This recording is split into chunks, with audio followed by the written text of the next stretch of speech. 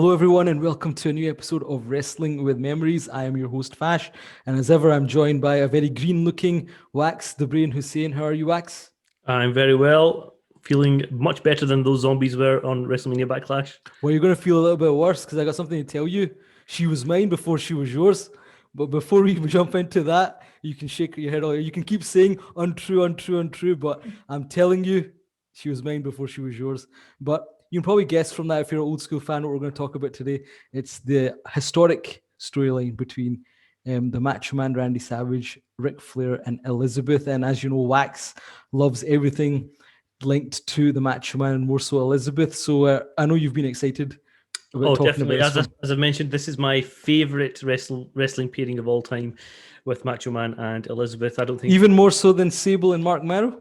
definitely that was a Sapphire and Dusty Rhodes? one-sided affairs, both of them. No, this is definitely my favorite, and I think most wrestling fans will agree with me if they go back to that period. This is definitely the best pairing in all of wrestling history. But before we jump on to that particular angle, Fash, we want to talk a little bit about how we got to the co-main event of WrestleMania VIII and why specifically it wasn't Hulk Hogan versus Ric Flair. If we go revisit our fifth podcast that we did together, we talked about Ric Flair coming to the WWF, and at that moment, and for the months afterwards, we assumed it would be Ric Flair versus Hulk Hogan for the World Championship, but it wasn't.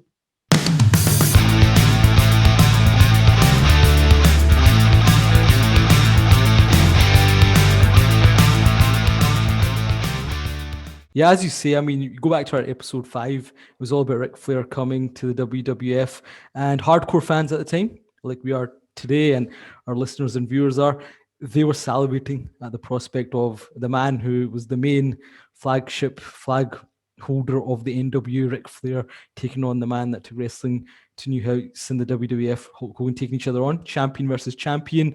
And really leading up to this, if we talk about SummerSlam, Survivor Series, even up to December of the year, you thought this was going to happen. I mean, there was limited interaction between them, but Ric Flair had cost Hulk Hogan essentially twice in his 2 matches with The Undertaker for the WWE title.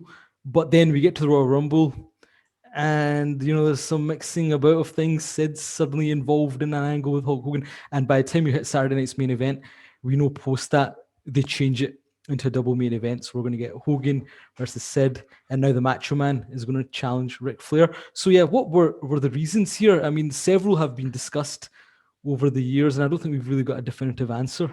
No, definitely not. So I think it's worth let's going in depth on each of these reasons, right? So the first one that I've got here, right, is we know that Hogan's leaving for a while after WrestleMania is done. He's going to take a gap of 5-6 months filming. Even longer, nearly a year. So filming is one of the reasons given because he's got Mr. Nanny coming out, and also the fact that the steroid trial has been running. I think it's more the steroid press, trial, yeah. Is not looking favourable for the WWF or Hulk Hogan. So that's the number one reason. And when you've got him disappearing, how are you going to book the ending of that match, Fash? Yeah, so I think the steroid stuff did underpin it in many respects. At this point, we thought he was retiring. We legit thought he was retiring, like many other fans. But yeah, I mean, having those two take each other on politically, it's difficult because Ric Flair's your champion. So does Hulk Hogan, who probably would want to go over, right? Beat him and leave as the champion. Doesn't really work. Hogan's not going to job to Ric Flair before he goes because he's going to think about the future because, yeah, he is going to come back and he knows that. So then you can have a screwy finish, which people say, oh, you couldn't do that for the title, but you watch this event, you could have done it. They did it with Sid and Hogan, and people could have still, left happy. So I think this was the reason still that they didn't face each other, but other reasons were given. The other one being the fact that they'd already exposed them to a section of the audience. There was a huge house show run between Ric Flair and Hulk Hogan way before, WrestleMania. Yeah, pretty much for 4 or 5 months, these guys were doing house shows after house shows throughout the country. And I think potentially what they've done is they've gone too long with that and too early. So in essence, you've got a 4 or 5 month build on TV. So people are getting a little bit bored potentially by the time WrestleMania comes around. And certainly on house shows, are you going to pay for that match twice? Unlikely. And it's not Ric Flair country everywhere you go. For example, if you're in the South, maybe you get a lot of you Yeah. put a big crowd. But anywhere else, I don't think Ric Flair draws as much Well, potentially. we've discussed this. I mean, a lot of the WWE audience didn't know Ric Flair, Mhm. and some of these matches were in Madison Square Garden, which Vince used to use as his kind of checkpoint. And yeah, we read that the matches didn't do well, but as you've mentioned a few times, WWE financially wasn't in its best shape here, so business was kind of down anyway. I think on TV they could have kept it going. They didn't really have much interaction, as I said. No.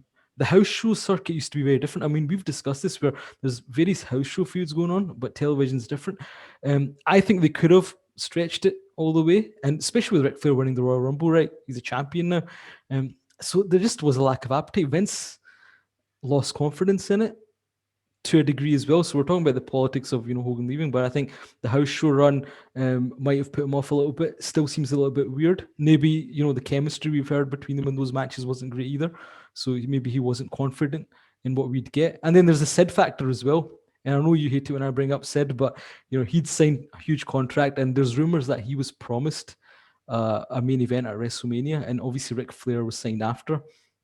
I really don't see that being a good enough reason either, because we're talking about an event which is going to have a double main event. So if they really wanted, to pacify Sid, they could have just put him in with somebody else and say that's the main We know event. Sid So only cares about the money. He doesn't give a shit about it. well, and then you could have still had this match. So I'm not sure. As if the focus seemed to be on Sid. Vince McMahon wanted to do something big with him. Ric Flair's the champion, yes, but he doesn't want this big marquee match. And they do the pivot to this day. Several reasons given. Hulk Hogan and Ric Flair stories have changed a few times as well. I think it was primarily the steroid stuff, and second, the ego of Hogan probably, and not the best house show business. So Vince starts to lose a bit of confidence, and as we're going to learn as we go through the months, all the way to Ric Flair's leaving WWE, maybe there was various confidence issues with Vince along the way. So it's a shame. I mean, WCW did the match 2 years later and did a huge. Well, they did their biggest buy rate at the time, and promoted it well. Maybe the dynamic worked a bit there because Ric Flair's their man, Yeah. and Hogan's coming in. Whereas we've discussed here, Hulk's whole kind of title reigns and kind of run here was all about taking on the monsters. Yeah. And the closest I could think of is $1 Million Man, right? The feud with him. But even there, you had Andre the Giant, so there was a threat. So I guess I don't know, just a mishmash. But yeah, I mean, when you look at it, they've made changes here. They kept kind of jumping around, and we didn't get the big marquee match that we thought we were going to get. Mr. NWA Ric Flair against Hulk Hogan. Hogan's out of the picture, and now they've plugged in the Macho Man, whose feud with Jake the Snake Roberts has come to an abrupt end. So this was quite cold wax. There wasn't any heat behind it. Yep. And so WWE decided to do something. What do you do when you need some heat? When you need a bit of fire in the belly, you bring out Elizabeth, and she'll certainly heat things up for everybody involved. Right, just you calm down, Tiger. Just behave yourself. Yep. So let's talk about why we're here.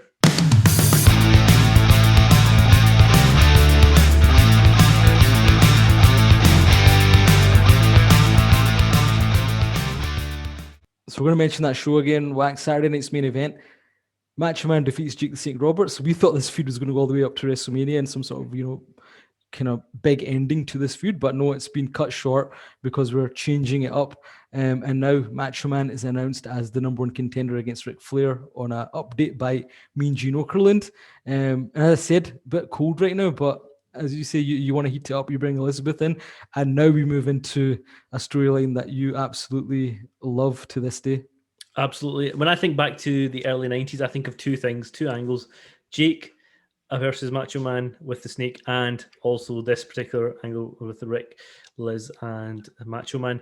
And anytime you get some sort of personal animosity, right, in an angle, you've hit gold, right? Because especially in this case where it was so believable, and it was so well done that everything just comes together, and it's the best of wrestling, and that's where I would put it. I mean, Macho Man and Elizabeth's importance to wrestling, I think, can never be understated. Macho Man joining WWF back in 84, 85 even. Elizabeth joins shortly after. And since then, they've become this pairing that's always there. In every big match, Elizabeth has is taking the side of Macho Man. You know, everything that he's involved in, and he's involved in some great stuff. So with George the Animal Steel, the Dragon, the Mega Powers Explode, Warrior, you know, that retirement at WrestleMania that we talked about, Jake Roberts, which he's just come off the back of, and now Ric Flair. Elizabeth has been involved in pretty much every one of those angles in a significant part. And it's kept, you know, it's kept fresh. It's kept them both fresh the way that they've done it. Yeah, because there was a gap as well, right, when he turned heel.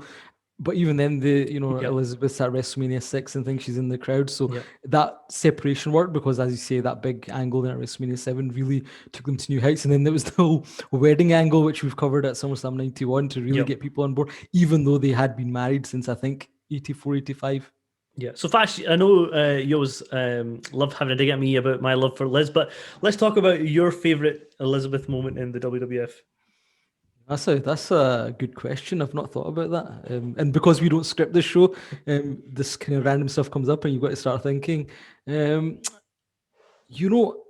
I still would put the Jake the Snake stuff because it was, getting involved. Yeah. And I guess the other one's WrestleMania 7, even though I kind of like to rip you about it. I think that was, great storytelling. Yeah. But to be fair, everybody loves Elizabeth, but you might not like this. She didn't have that much interaction involvement. She was like the original Valley where, she was there. She accompanied Macho Man. She spoke sometimes. The Mega Power stuff was great, but it's not as if, she was involved with lots of kind of where we got to see a lot of Elizabeth. And I think maybe that worked because there was this kind of mystery surrounding Mystique. Yeah. So I can't think of loads of, but I think, all those kind of key moments. Yeah, she certainly wasn't overexposed. And I think if they had done that, she wouldn't have lasted as long as she did. Well, in WCW, they kind of went down, and we'll talk about that hopefully in due course. But yeah, WWE presented her, I think, the best. Yeah, and on the opposite end of this pairing, you've currently got the champion, Ric Flair, whose whole persona... the real world champion. I know the true world champion. His whole persona is built around the same thing as Fash is, right? So womanizing, kiss-stealing, son of a gun. We've heard the stories. Jet flying. All that stuff as well applies to Fash as much as it does Ric Flair. We've heard of Ric Flair's legendary stories behind the scenes, some that are so X-rated we can't even repeat them on this show. And his on-screen persona is pretty much just as crazy as his off-screen, especially in WCW. So I don't know if you've seen some of those references to Space Mountain. I have. And some of the great... Well, you're seeing in the studio to various women that are sitting in the audience. And the women dig it. Let's be honest, the women dig this guy with the blonde hair, fancy suits. So that's who, the match is set between the two of them, and that's how we get started. I think you've made a great point there, because actually when you look at the two characters, they should gel, because one is Ric Flair, who is this kind of sleazeball. He thinks he's the greatest thing since sliced bread. He's the womanizer. And then you've got the Macho Man, who's shown that, Elizabeth is everything, and he's so intense and he's angry at the drop of a hat. So this should work. Mm-hmm. And I think they were able to tap into it by using Elizabeth.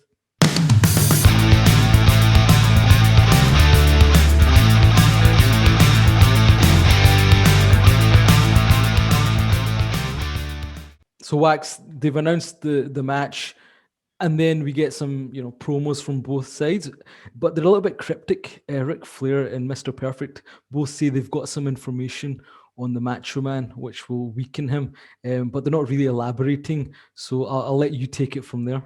Yeah, so very shortly after the announcement is made, they keep making reference to knowing something that Randy Savage doesn't. And you're right, it's very cryptic for several weeks. There's various promos happening. Mr. Perfect goes on with Mean Gene, talks about how this will impact Macho Man's performance at WrestleMania. You got another moment on Primetime where you've got Bobby Heenan and Mr. Perfect on one side claiming again they know something.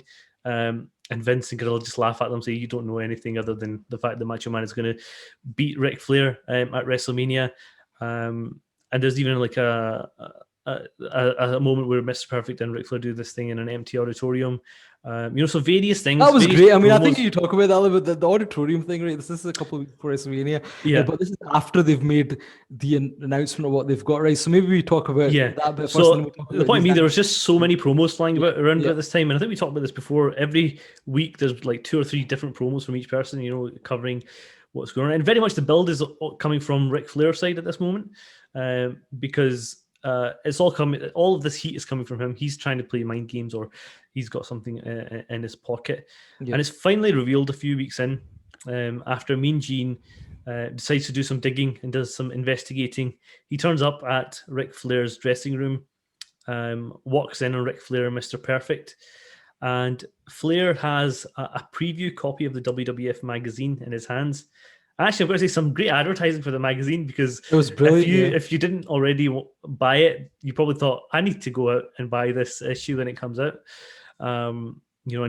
If you've not seen this whole interview from start to finish, I know in some they sort of shorten it, but you need to watch it, because the glee with which Ric Flair talks about what he's going to talk about, he's not actually revealed it at this point. He's talking about it. It's just the glee in his voice is something to behold.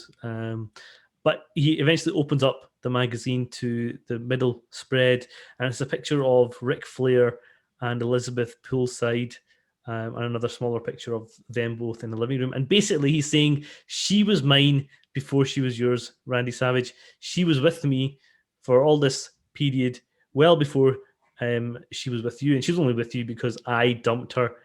Liz's damaged goods, used. And he goods. uses that term quite a lot. That He does. Goods, yeah. Yeah, and he's right on the fact she was mine, big man, before she was yours. You know, that statement is so famous from this era, because it just kept being said over and over again. I mean, what are your initial thoughts at this stage, Fash, bringing Elizabeth into this? And these pictures, when you seen them, what did you think? Well, at the time, I can't really recall what I was thinking as in a 7-8-year-old, but it was interesting. It was something different, because now you're like, oh, even this is personal, because up to that point, you're maybe not too excited about this, because everything was Jake and Randy and Flair with Piper, Hogan and stuff. But yeah, I mean, you're like, he's up the ante. And to be honest, in terms of Photoshop, as we'll discuss, the photos look pretty real for the way the magazine presented it. So at the time I was like, okay, this is interesting. And obviously now you appreciate it more.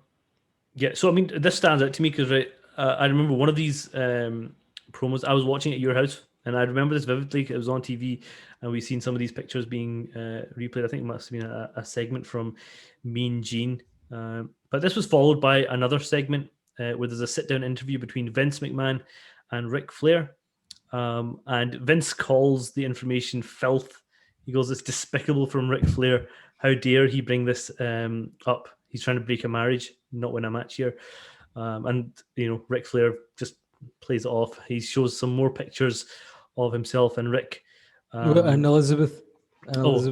Yes, and Elizabeth. And he makes this comment, right, which is, it's such a dastardly comment, right, that if you think about it, right, he goes, when they're talking about the pool pick here, and he goes, the temperature in her pool is second to none. I thought that was a great line. That's great lines, right? And I can imagine Vince McMahon off the camera is off having a good chuckle at that as well.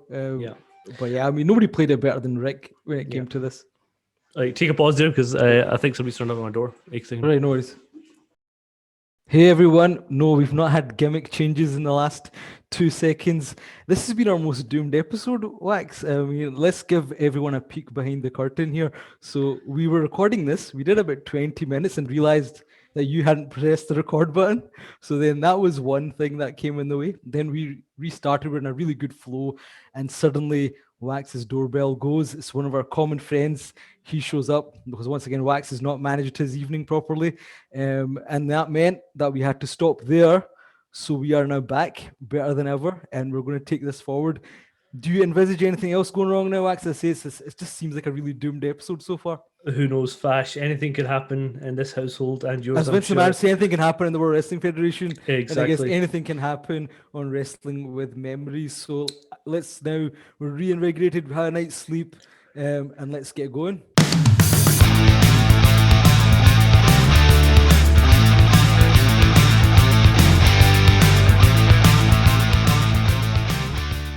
Yeah, so we've talked about a lot about, the angle from Ric Flair's perspective. He's had Bobby Heenan and Mr. Perfect back him up as well. The real WWE world champion is now the world champion. But we hear from Macho Man for the very first time. It's an interview. It's not even an interview, really. It's they're telling him about everything that's happened. And up to this stage, we've heard that Macho Man and Elizabeth were on holiday when the initial pictures went out, so they never had a chance to respond. But this is the first time that Macho Man says anything, and really all he's saying is untrue, untrue, He says untrue, it repeatedly. repeatedly. And he looks like he's about to explode in absolute rage and anger. So, a great moment from him, just showing the severity of what Ric Flair has accused Elizabeth of. So, I mean, at this stage, Fash, this is getting personal, it's getting heated, and it's a nice build up to the match at WrestleMania. Yeah, so I mean, like I said, Matchman can't catch a break here. So I think me and Gene was at his house previously, wasn't he, to discuss Mhm. Jake the Snake Roberts and everything that happened there. Now he's back this time with a new scandal. I say, and this needed some heat, and this was getting really personal now. And it was they were really pushing it well. What I found really funny here was I do remember, I see there's various promos going on. Even kind of standalone promos, and Matchman even, wants to get the WWE magazine editor, who was some jabroni, some English jabroni, Yeah. who basically they have an interview with as well, who initially, publishes it, and then he's like, as well, we kind of published this in good faith, and if they can prove that the pictures are not legit, then we'll basically retract things. But it was interesting just having this kind of scrawny geeky character involved as well. And in one of the promos, Matchman talks about how he wants to get Flair, he wants to get everyone else, he wants to get the magazine editor as well. Yeah. And this wasn't Vince Russo. This guy is I don't know if he was a legit editor or not, but he was a British dude, and certainly I he did was a quick part of Google Australia search as for well. him. I couldn't find anything. It was maybe it's a fake name. I don't know.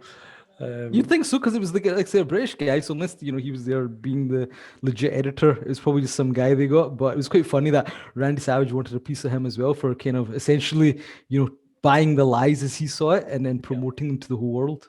Yep. And we progress into another promo, the one we briefly talked about earlier with Ric Flair and Mr. Perfect at an empty auditorium or a theatre hall, and they're standing on the podium, and just mouthing off again as to she was mine before she was yours. And Ric Flair pulls out a scarf, um, pretending or saying that this was from Elizabeth, and you can see that scarf in one of the pictures that she's wearing. So he's just adding to the fire here that he's built up for this match. There's another interview with him on a boat with Mean Gene coming in. He'd reveal some more pictures, and some of these pictures actually, I've always remembered them. The one with the horse, and between Flair and Elizabeth, is one that has always stayed in my memory. So certainly this angle has stayed with me for a very long Yeah, time. and in terms of pictures, like we've said, they were pretty good. So I'm not sure if they actually did a Photoshop at the time, or they basically shot both versions of it. Yeah. Because we'll come to the fact that then they show alternative photos down the line. But just touching on the few moments and segments you've discussed there, or mentioned, the auditorium, the kind of town hall address is funny because initially they show Mr. Perfect and Ric Flair. Mr. Perfect says, "Look, no one's allowed to clap before the champions finish the statement." So they start off, and then they do pan to it being an empty auditorium, and basically both of them just kind of ranting and raving, and then come to end, Ric Flair finishes, and Mr. Perfect's the only guy clapping, but they're acting as if there's a full audience there. In terms of the yacht that Mean Gene turns out, I found it quite amusing as well, because Mean Gene was sucking up to Ric Flair so much here. And down the line in WCW as well, they actually had a really good chemistry, those two as well. So it came across quite well. And years after this, that Mean Gene character was missing, because he was a great conduit to all these different storylines and just kind of adding credibility, but also selling this to the audience. So as you said, really memorable moments. Yeah, and I should probably didn't mention that in the initial meeting where he goes into his dressing room, Mean Gene actually really, shows the shock on his face. He's trying to grab the pictures out of Ric Flair's hands, and Ric Flair's not budging. He's not giving those pictures. It's brilliant the way they work together, as you say. I mean, this all leads up to 1 week before WrestleMania, and we finally hear from Liz in a sit-down interview, and she's talking about the pictures that the WWF magazine have shown that they're untrue pictures. She's saying that proof is currently being delivered to the magazine by Randy Savage, as well as a beatdown of that editor, no doubt. And she's asking, how can a person like Ric Flair be taken at face value? Which is a perfectly legitimate question. I mean, would you ever trust Ric Flair in a situation like this, Fash? Well, and Vince Amanda does this interview, isn't it? If I'm not wrong. Well, yeah, you wouldn't trust Rick, but then the pictures were convincing, man. They were They were. convinced. They If I were. saw the pictures, I'd think something's up here, especially with Rick's past. But I mean, joking aside, there's one thing about these pictures, which other people have observed. If you're looking at it, from a legitimate lens, Ric Flair looked exactly the same age as he was at the time. So it wasn't like these pictures, if it was a real life, Yeah. that he looked younger or Liz looked younger. It was just Ric Flair in 1992.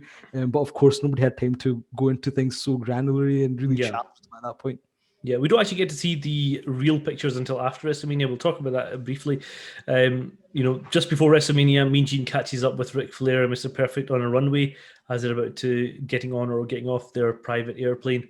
And, Flair goes, Liz, you were there and you loved it. He's still hamming up to the idea that this actually all happened. And Mr. Perfect and Ric Flair revealed that at WrestleMania 8, they're going to do a dastardly act and reveal a full page nude centerfold of Elizabeth, something many people would like to see. But do you think that drove buys? Do you think that drove some extra pay-per-view buys after that? Well, we know the wrestling promise? community, and no doubt that it did. We'll talk a lot more about the WrestleMania match itself, which was a classic. But just to finish off this angle, because it did really have an abrupt ending shortly after WrestleMania, we would finally get to see the real pictures. And as you said, it was very like for like every position was sort of matched. And they did it so well that, you could barely tell there was a difference between Ric Flair and Macho Man being in the picture, because Elizabeth looked the same, the setting looked exactly the same. So the pictures were terrific. And yeah, it was like the original fake news saga. When you seen the pictures, you thought this is real. But then obviously you see second lot of pictures and it makes sense. It was subtle, wasn't it? I mean, the one that I remember where they kind of dropped the idea that this is, Ric Flair's lying it's the one with the towels. And there's an R and there's an R and is it an E or an L? I can't remember for Elizabeth, but Ric Flair says what could the R mean? And obviously later on it's Randy. So it's those little subtle things that they dropped in the middle to kind of show you that he's lying. But yeah, as you say, post WrestleMania we'll cover it. The match comes to an end. Mean Gene then reveals that it was all fraud. Macho Man's revealed the real photos. They show them. Ric Flair and Mr. Perfect are still not basically admitting that they were liars, and this continues for a few more weeks. But as you say, it was abrupt because we don't see Elizabeth again. Yep, and there's a very good reason for that, obviously. If you could delve into that, which is that the real relationship between Randy Savage and Elizabeth by this point was tenuous, to say the least. So I mean, at this point, it's getting very strained, and we know eventually that they will go on to divorce not long after this. So you can imagine that real life saga is going to hamper the fact that this feud was actually meant to keep going. Way through to SummerSlam, but they do pick up find another reason to sort of carry on between the two. And as we were going to discuss, I mean, this is why we find this period so intriguing. As you say, there's plans, but plans subject to change again, even with Randy and Ric Flair and lots of other characters as well. But yeah, I mean, it's interesting. Everybody remembers these. Essentially, what was probably 4 weeks of build and a storyline, and it got to a point, and there's a payoff to a degree. Then they're going to continue, but one of the main characters involved in the storyline is going to disappear because of real life situation. And I remember, in terms of this is Wrestling with Memories, a magazine post WrestleMania, and it's probably one of the first ones I bought where they were kind of reviewing WrestleMania. There was a little article in there, and it was a letter where they explain that Randy Savage and Elizabeth have divorced. And I can't remember if it was a letter from Randy Savage and they'd shared it, but it's one of my kind of first, kind of wrestling magazine related memories. So as a fan, you're a little bit confused, but as we learned afterwards, they'd actually been married many years. And when they kind of were shooting these angles, things were on the rocks. And down the line, they kept, their paths kept crossing in terms of wrestling world, but this was the end of the kind of Macho Man Elizabeth partnership. Mm-hmm. And I've made clear, to me this angle was tremendous. A perfect example of how to turn a cold match into something that meant so much. But I'm going to ask you a question here before you finish, because this is the key thing for me asking you: which was better, Jake Roberts, Macho Man, or this?